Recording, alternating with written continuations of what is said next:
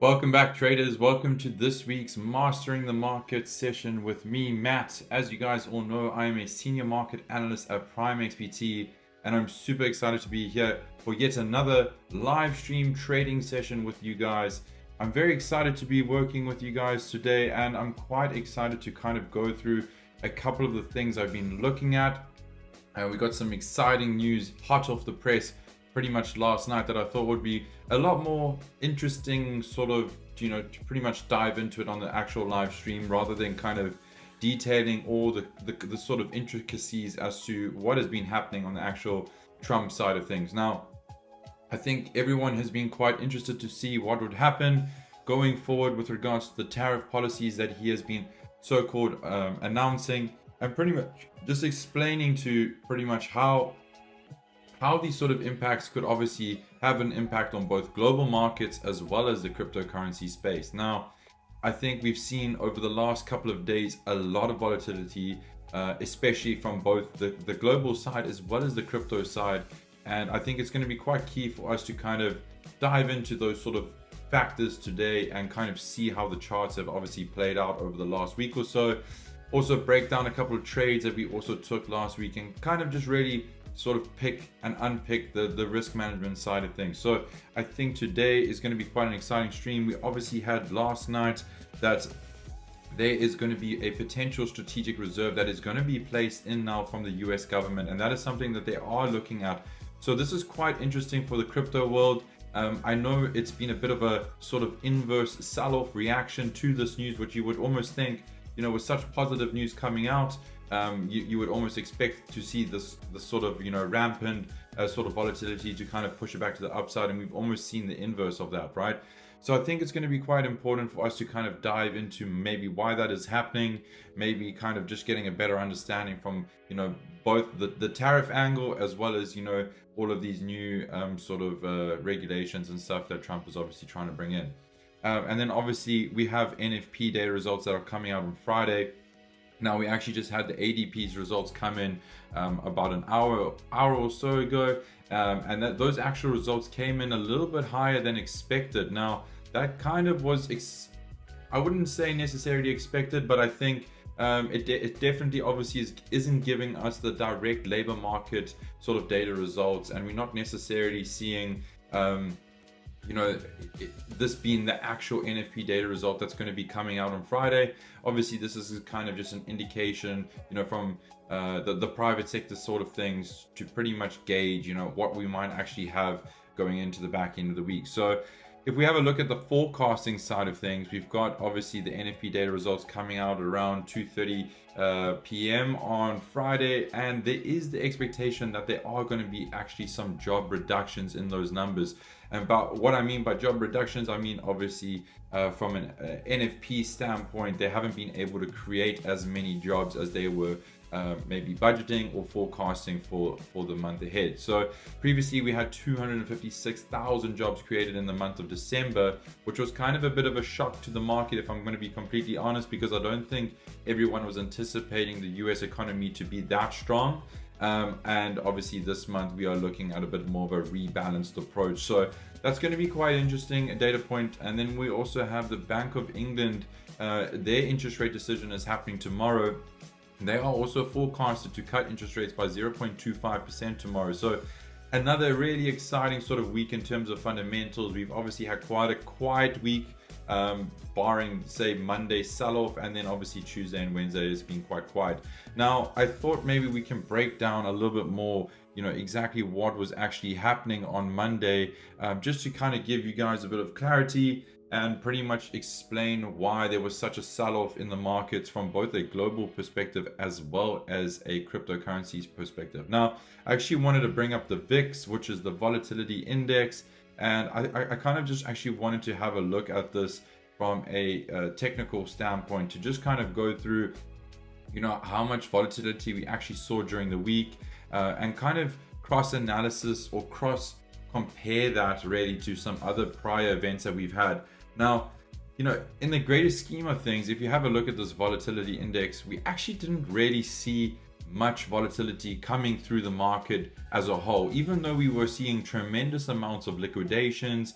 I think we had the highest liquidation day on Monday from a crypto standpoint pretty much in a very long time, and I think that actually was in its whole existence, right?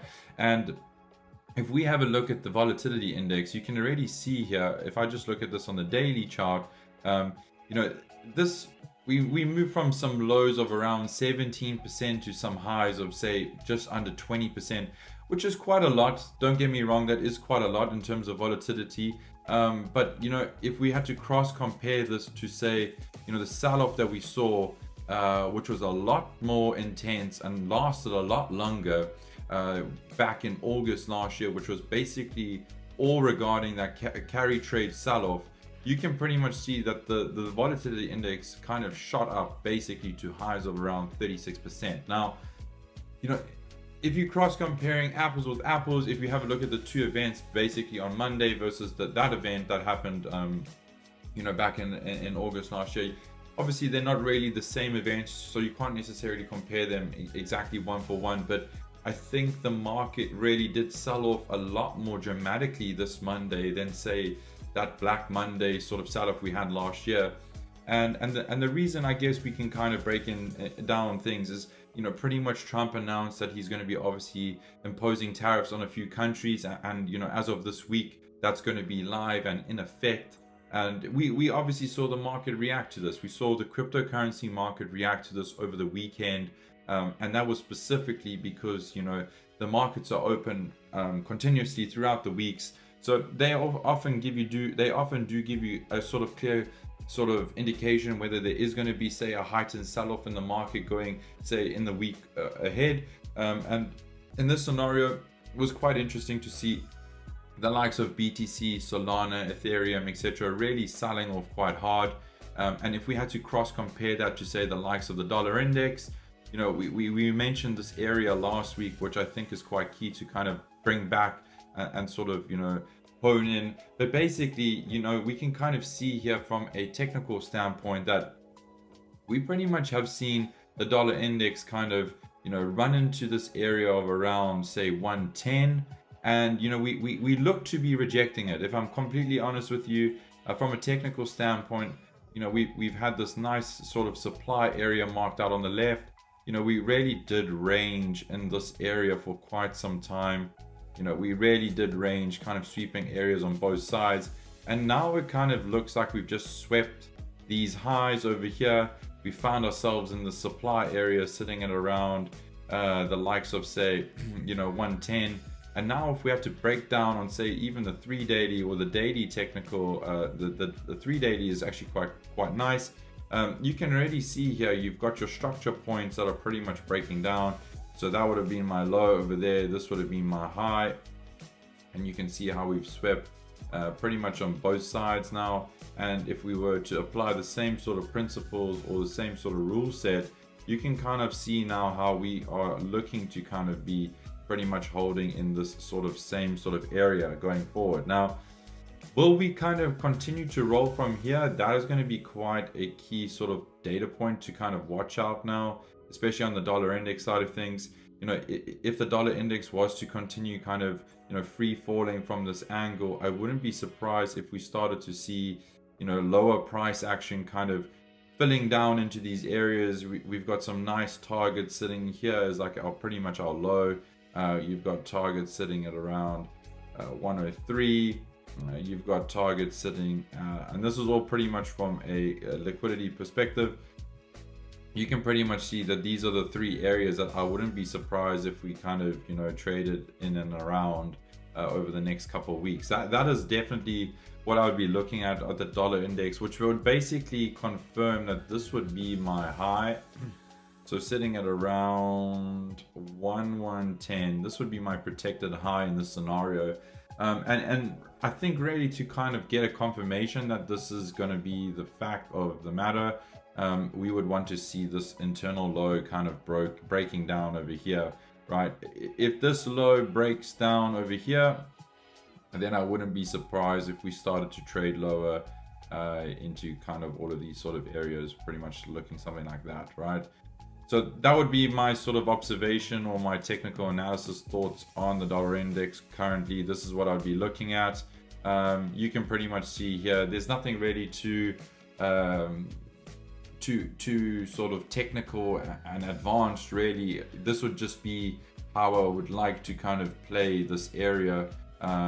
So how would this look, you know, if we had to flip the inverse, you know, if we had to look at this on the inverse side of things and we looked at it from a euro dollar perspective, you can pretty much see that we are almost getting the sort of inverse on the euro dollar, and you can see how price is pretty much, you know, doing something very similar in terms of, you know, if we had to look at how price action is trading in and around these areas, you can pretty much see we're seeing the same sort of inverse correlation between the dollar index, which is correct. And these sort of areas really seem to be kind of holding, you know, in alignment with, say, the dollar index, right? So if we have a look at the dollar index, as I was just showing now, that would be my inverse correlation. So I wouldn't be surprised if we saw the euro dollar kind of push a bit higher and we started to see price action do something like that. That would be my sort of, excuse me, that would be my sort of initial thoughts on this. I know we did break this down last week. I said I'm going to be curious to see if we can drop back into this area, which we have done now. And pretty much what I'm waiting now for from a actual execution perspective would be one of two things. So on the daily, you can see on the 4 hour, we've already had quite a strong sort of move back to the upside. But I would be looking to pretty much do one of two things from here. And that would be look for some sort of break and continuation back to the upside, and look for sort of, if I have to pretty much map it out, it would look something like this. So if you have a look here, right, that would be my sort of idea. So basically this would be my my sort of area of interest, right, that is kind of holding down in this immediate low. I would have said that this would have been my area here that we broke above. Okay, and if I had to map this out on, say, a Fibonacci tool, which would look something like this. PrimeXBT. There we go. So if I had to map this out, this would be pretty much how I was explaining last week. So if you guys weren't here for the live stream last week, you can pretty much go and refer back to what I was saying from the euro dollar / dollar index sort of trade play, if you want to call it that. But basically what we're looking for now is some sort of continuation above this high, and then we look to kind of, you know, trade price action back into new highs. So you can see we've held in this area down here. You know, on the daily, you can pretty much see that this area is now tapped below 50% of this Fibonacci tool, which kind of suggests we've been rebalanced in a sort of discounted area. And you can already see how we have moved quite swiftly to the upside from there. So now it's just going to be a case of pretty much seeing how price action will kind of hold going through the rest of this month and yeah, the rest of this quarter. So this is going to be quite an interesting trade play that I'm going to keep my eyes out on. If you have a look at Solana, it kind of looks the same. I'm still running in this position. I managed to not actually get stopped, which is quite nice. And yeah, unfortunately we did get quite close, so I'm quite excited that we are still in this position. But for the most part, this again is my area of invalidation down here at around 168.28. So if we have to quickly pop over into the actual crypto futures chart, you can actually see I'm running at a loss of around $400 at the moment. If I bring up Solana, it's gonna look something like this. So you'll see here I'm still in this position. I haven't really got liquidated just yet. So kind of really hoping to see price action pop. It's, you know, we got quite close. We saw a nice reaction out of these lower areas. So for example, if you had a look at this candle that's sitting over here, that kind of would have been my sort of really, if you want to call it, extreme area of interest. And you can see how we tapped into that and we rejected it quite nicely. So I'm not too stressed about this position right now. I would like to see these highs potentially run and price action to kind of like pick up and continue trading to the upside from here. So for me personally, I'm still quite happy to run with this position. Just thinking from a liquidations perspective, if I do have enough margin, if you have a look over here, you can see my exposure, my liquidation price is at around 140. So I'm actually going to do something now which is quite interesting, but basically just scale in on this position to show you guys. So I'll place another buy order, which gives me an average. So you'll see now my liquidation price is actually being brought down a bit, which is quite nice. And you'll see that I'm obviously in this position running now with 30 contracts when I had actually just 20. So I'm going to keep this position running to see if price action can pretty much either do one of two things. I would need to go and now update this order. Okay, so I see that it's actually changed now for 30, which is great. So that's pretty much going to be, in a nutshell, what I'm going to be looking to kind of continue into trading. You can see now my estimated profit and loss is around 1,500, and my take profit would be around $3,000 if we can get this trade moving back to the upside. So for me, that's quite interesting. I might even scale in with another 10 just to ensure that I am actually in this position. Now you can see that I'm running 40 contracts on this, right? So what I'll do now is I'll just cancel these stop loss and my take profit levels, right? And you'll see that they have now been canceled, and now I'll just need to go back in here and modify that. So in this scenario, I'm looking for a stop loss at around, I'll keep it at that level at around 167. Just make sure that the amount changes back to the correct figure.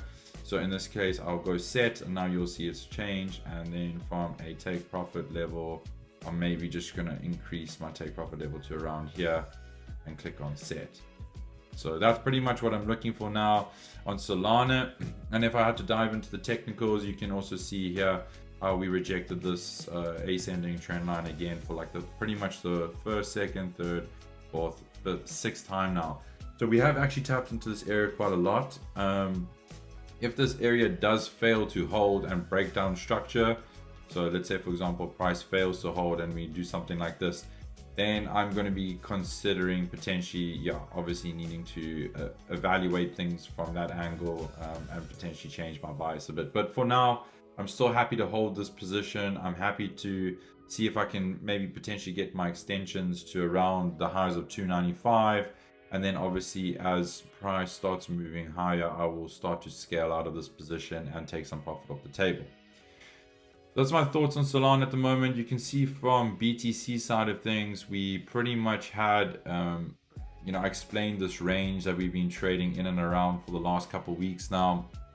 And you can pretty much see how we've just come in and rejected this now again for like the fourth time. So you can see how we've pretty much come into this area for the first, second. Okay, if you have a look now on the third, this would have been my third time here. And now you can see how we've come and rejected this for the fourth time, right?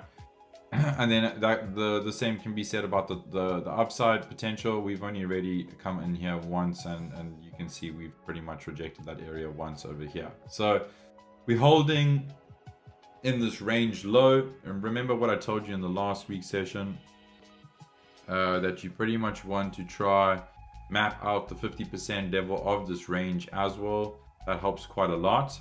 So pretty much if you have a look over here, you can see that price action is pretty much trading in and around both this equilibrium level as well as these range highs and range lows.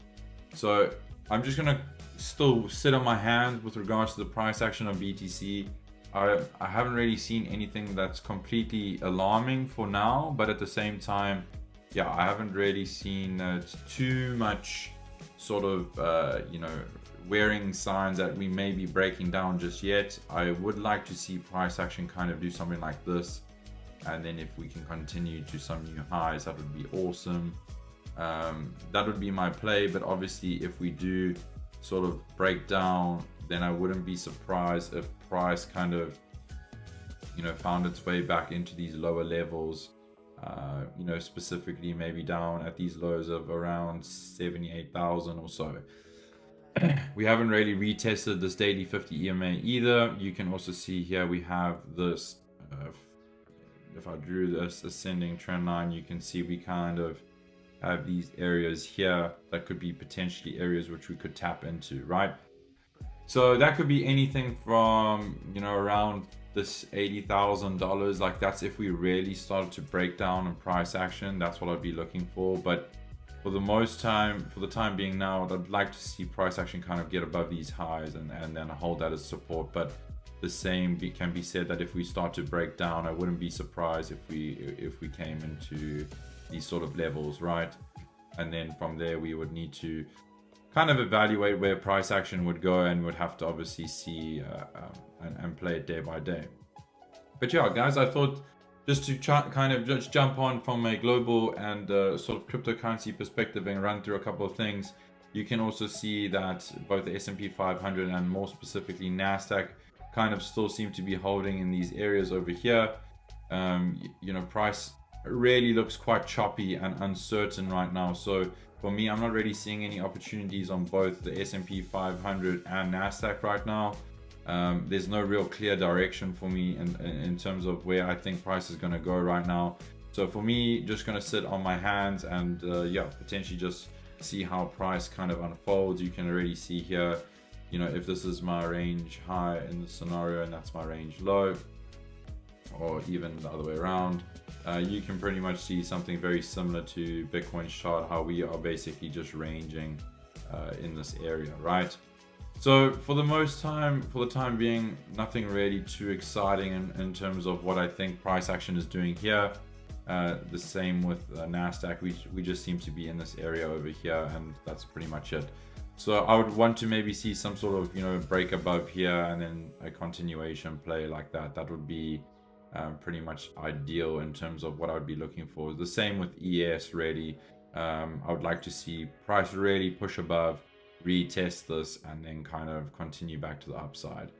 Those are my thoughts. I think if we had a look at gold actually managed to break out. I think we traded into new all-time highs. So if you have a look here, yeah, you can pretty much see this is awesome. So this is something I was breaking down last week with you guys. We had kind of traded into this area a couple of times on this ascending trend line over here. And I was quite curious to see if we could break above this internal resistance area, which we have now done officially. That's the beauty about trading in this sort of style. You can pretty much sit on your hands, let price action kind of show you what it wants to do, and then you can obviously act on it thereafter. So for me, something on gold, I would like to see price like extend somewhere down here, and we can see some sort of retest into this resistance area that now would be potentially acting as support. And I would look to try and play some sort of continuation play where this would be my low, and let's say, for example, this would be my high sitting over here. And I would look to try and get on some entries that would look something like this. And either I have my stop loss below here, and I try to target something up into the 3K region. That's what I would look for personally on gold right now. That's quite an interesting play. So gonna keep my eyes, and I'll keep you guys posted if I see anything else exciting. But for the most part, for the time being, that's pretty much it from my side in terms of our weekly live trading session. I'll keep you guys posted on the NFP results as well as the Bank of England's interest rate decisions tomorrow and Friday. So keep your guys' eyes peeled on the Telegram group for any more updates. And I hope you guys enjoyed this week's live stream, and I'll catch you guys in the next one.